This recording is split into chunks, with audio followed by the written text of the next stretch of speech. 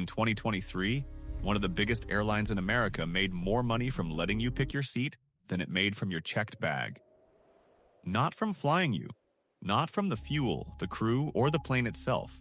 From a single click during checkout that most passengers barely think about. And that one number tells you something most people never notice about how airlines actually make money.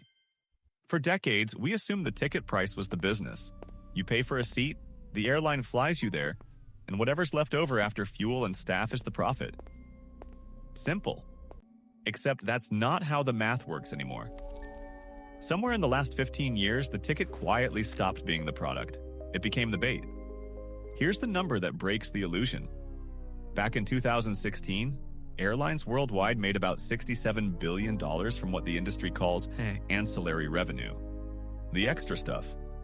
Seats, bags, snacks, priority boarding. By 2025, that number was projected to hit $157 billion. More than double in under a decade. And it's not because flying got more popular in that specific way. It's because airlines figured out something about human psychology that changed the entire business model. Most people believe the fees are just the airline being greedy, squeezing a little extra out of you because they can.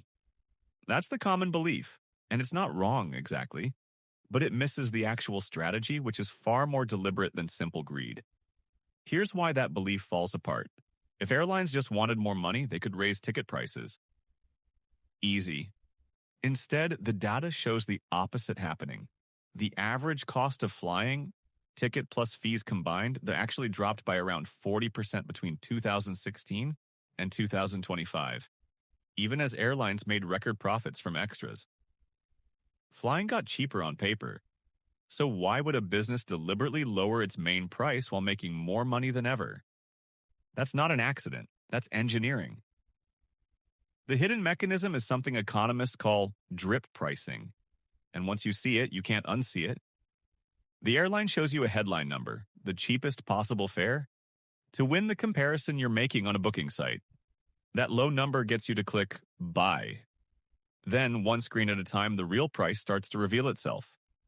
A seat assignment, a bag, boarding priority. Each screen is a tiny decision, and each tiny decision feels much smaller than the one big decision of, should I book this flight at all? You've already committed emotionally. Backing out now feels like a loss, so you keep clicking yes. This is where the seat story gets interesting. In 2023, United Airlines collected roughly $1.3 billion just from seat selection fees, more than the $1.2 billion it made from checked bags that same year. That was the first time seat fees had overtaken bag fees for the airline. And it wasn't random. Seats cost the airline almost nothing extra to sell. There's no baggage handler, no extra fuel for weight, no ground equipment. It's the same seat, the same flight, the same cost to operate. Just monetized twice. Think about what that really means. The empty seat next to you on a half-full flight isn't a missed opportunity for the airline. It's inventory. And every uncomfortable, uncertain moment you might have, will I get stuck in a middle seat? Will I be seated away from my family? Will I have to gate check my bag? Is a moment the airline has learned to price. This is the psychological insight underneath the whole system. Airlines aren't selling comfort. They're selling relief from anxiety they created in the first place. Basic economy doesn't feel like a complete product. It feels like a gamble. And when people feel like they're gambling with their own comfort, they'll pay to remove the uncertainty, even when the uncertainty was manufactured by the same company offering the fix. Compare it to something you've probably experienced outside of flying. A streaming service offers a free trial, then makes canceling just annoying enough that you forget. A supermarket puts the milk at the very back of the store, so you walk past everything else to get it. None of these tricks are illegal. None of them are even hidden, technically. They're just built around a simple truth. Friction and uncertainty change behavior far more than price alone does. Here's the twist most people miss. You'd expect budget airlines, the low-cost carriers, to be the worst offenders here. And in raw dollars, you're right. Low-cost carriers lead the pack.